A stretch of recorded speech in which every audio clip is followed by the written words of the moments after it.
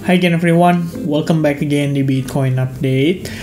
Guys, kita udah lihat progress Bitcoin per sekarang banget, udah balik lagi ke range $68.000. Ini recovery-nya cepet banget, hanya butuh waktu 1 hari ya teman-teman, kira-kira ya. Starting dari jam 11 kemarin malam, close candle-nya, dapetin kita testing ke area order block yang kita marked up di kisaran $65.285.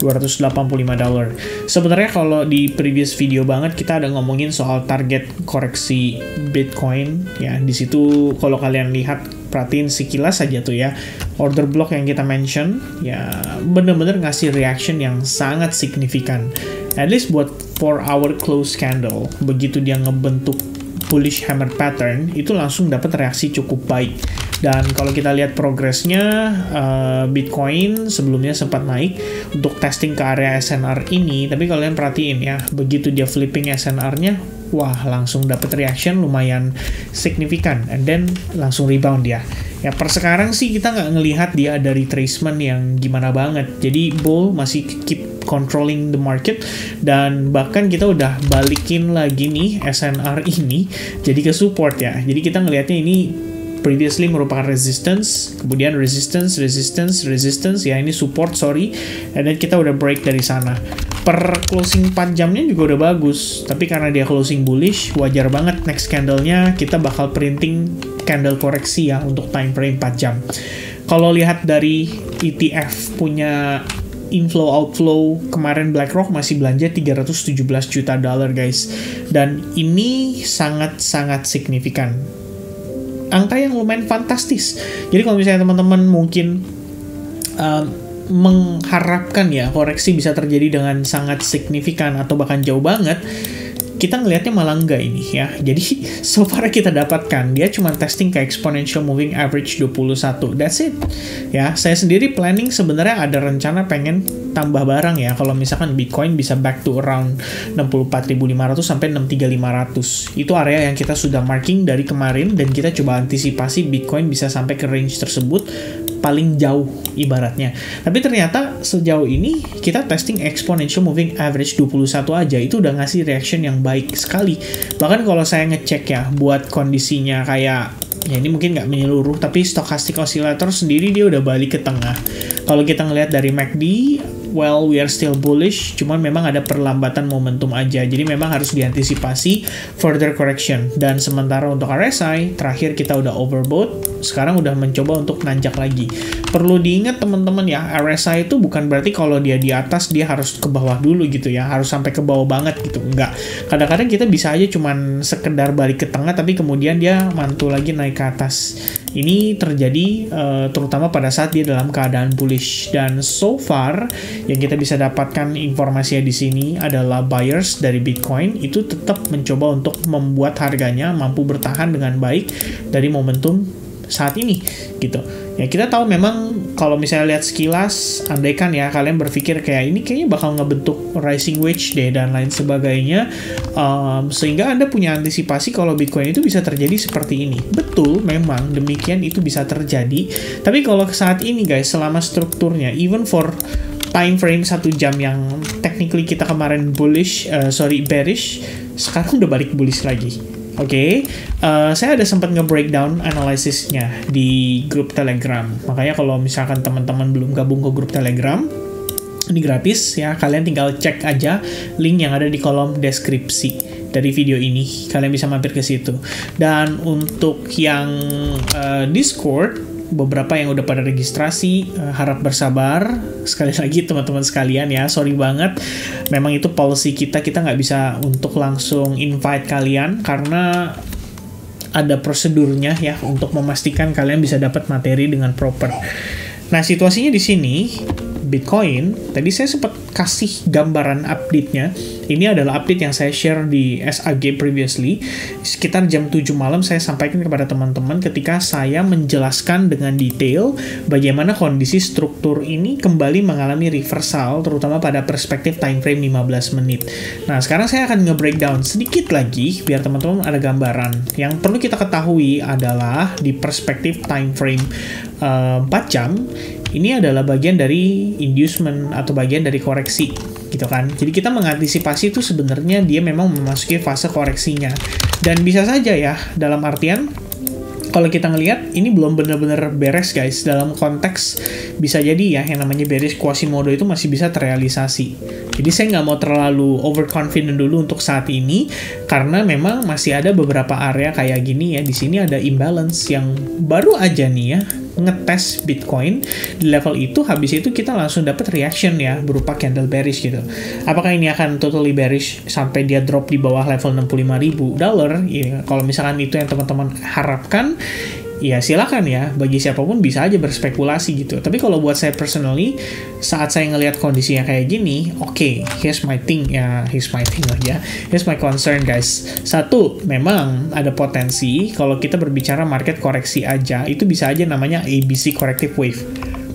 Right? Kalian harus ingat juga kalau all of this process itu mencangkup 5 wave impulsif naik ke atas gitu kan. Dan sekarang kita ngelihat, let's say dia memasuki fase koreksinya, yang artinya ini adalah bull trapnya, maka dia bisa testing tetap sampai ke C wave-nya.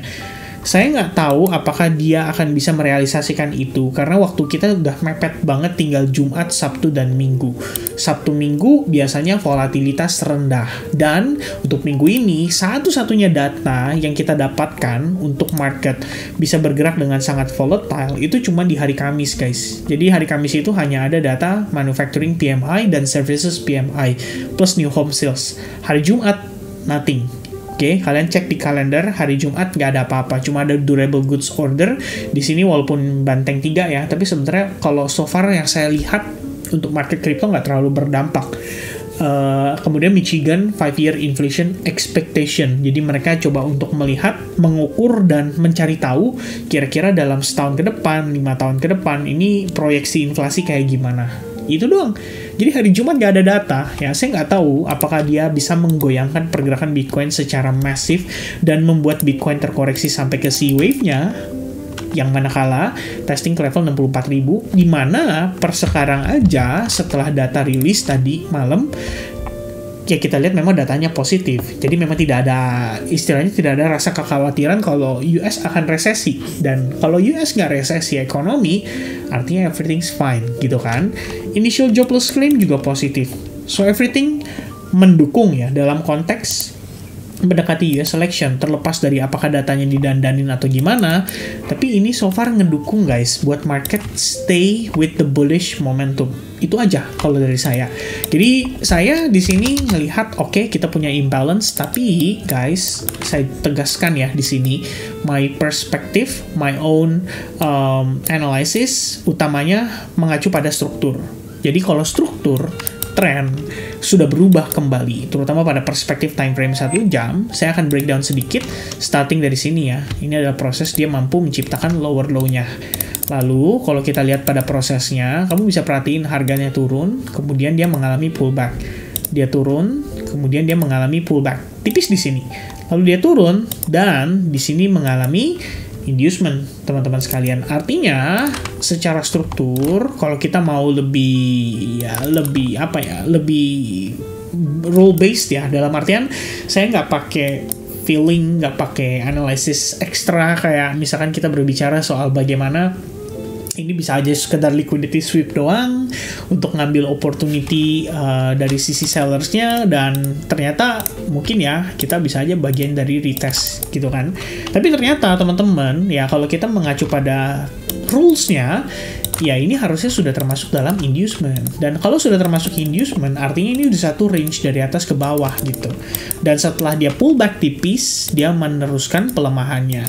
Jadi, begitu harganya menciptakan lower low, it means this is our new low, dan dia berhasil menciptakan lower low, itu artinya kita punya high point yang baru, dan high point itu yang kita pakai sehingga low point ini baru bisa tervalidasi kalau high point itu di breakout, yang dimana telah berhasil di breakout pada pergerakan hari ini, tepatnya pada sekitaran jam 7 pagi tadi.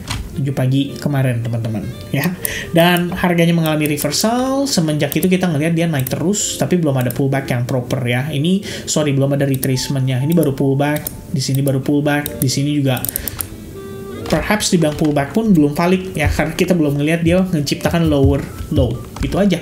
So for now, teman-teman sekalian, by progress, kalau kita ngelihat hanya dari time frame 1 jam aja, teman-teman punya gambaran. Bahkan, dia udah berhasil ngambil high point ini. Yang mana, kalau misalkan bagi time frame 4 jam, fungsinya high point itu lumayan penting kalau menurut saya ya. Karena bagi 4 jam, pullback-nya cuma di sini. Gitu.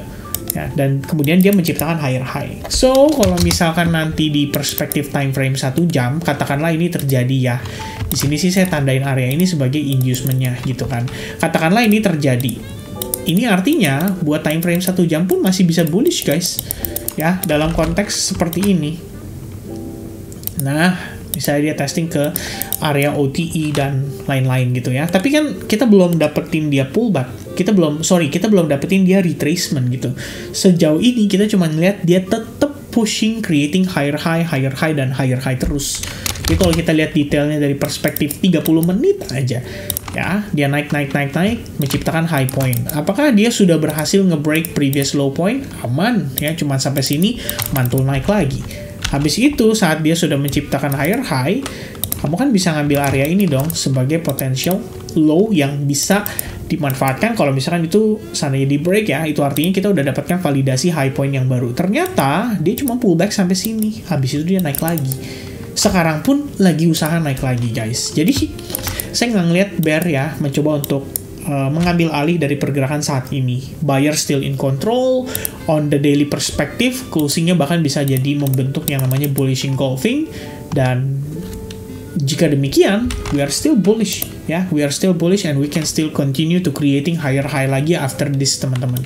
Dan so far, harap diingat, kita udah keluar dari musim panas untuk US. Ya, liquidity udah kembali ke market. Kita bisa lihat seberapa agresifnya ETF ya semenjak memasuki bulan Oktober. Mungkin awal Oktober masih kalem-kalem gara-gara kepanikan serangan dari Iran terhadap Israel, tapi kalian perhatiin semenjak tanggal 14 Oktober inflow-nya gila-gilaan guys. Bahkan sebenarnya kalau saya boleh meralat ya, ini sejak tanggal 7 pun sebenarnya udah gila gitu loh. Dalam konteks di sini dalam satu hari 235 juta dolar. Turunnya cuma sedikit, anggaplah itu koreksi gitu ya. Mereka panic selling atau gimana, tapi kemudian setelahnya kalian perhatiin 200 juta, 500 juta, 370 juta, 450 juta, 470 juta, dan bahkan kemarin aja itu 317,5 juta disumbangkan oleh BlackRock. Sisanya ARK Invest ada jualan, kemudian Bitwise turun dikit, kemudian FanEck ya, lebih kecil lagi cuma 5,6 juta dolar, dan Grayscale dari mini ETF trustnya nambah 4,7 juta dolar. Total 192. Memang nggak bombastis, tapi angka BlackRock menurut saya sangat mungkin untuk membuat market saat ini menjadi FOMO kembali. That's all.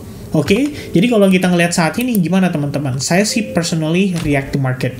After kita ngelihat ada reversal ya saya sampaikan ini reversalnya gitu. Jadi perspektif saya sendiri langsung ya merubah kembali bias yang sebelumnya saya pertahankan ya. Saya pikir ini bisa dapat harga lebih murah nih, tapi ternyata nggak jadi teman-teman. Ya kita cuma testing sampai ke 65.285 dolar, dan level itu exactly level yang kita tidak update sama sekali sejak beberapa hari terakhir. Dalam konteks di sini, ya mungkin untuk ngasih teman-teman gambaran ya, dalam konteks di sini, once kita tentukan level itu saya pakai, gitu. Level itu saya pakai ya. Jadi waktu saya tentukan level tersebut, ini ya lebih kurangnya, kita pakai teman-teman udah dari beberapa hari-hari ini, semenjak dari sini nih, ya per tanggal 24 Oktober. Ya sebenarnya kalau misalkan mau sedikit berspekulasi, let's say entry long ya, based on whether level tersebut, atau begitu kita ngelihat wah ini bullish hammer candle gitu kan.